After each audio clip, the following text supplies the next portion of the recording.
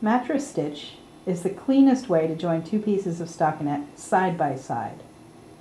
Generally speaking, if you're knitting something flat that you're planning on seaming, there's probably a selvage stitch worked into each edge that's going to be seamed.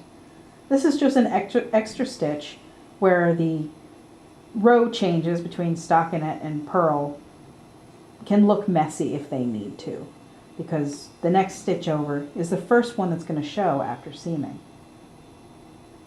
In mattress stitch, you basically are going to be sewing the two pieces together through the ladders between the selvage stitch and the first stitch. So it's these ladders in here that you need to pay attention to. Just the same on the other piece, it's those ladders between the selvage stitch and the first stitch. To start, we'll go through the bottommost portion of one stitch on either side, and then through the bottommost portion of the stitch on the other piece. Now you'll basically be lacing up the two pieces, sort of like shoes. You go back and forth, picking up those little ladders. So you want to line up your two pieces of knitting so that the rows are even.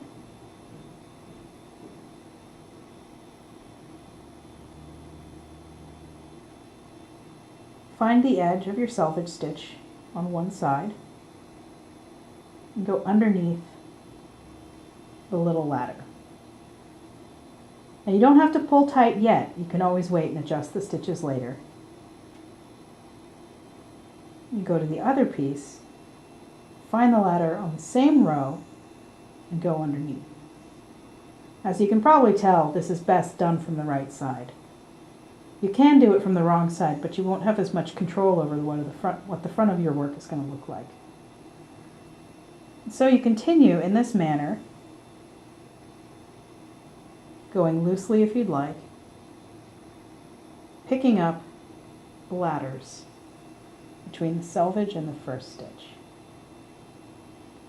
Now what you can see is that if you do pull it tightly, the stitches begin to line up. You can combine the movements as well once you get good at it. Go under one side, under another side, and through.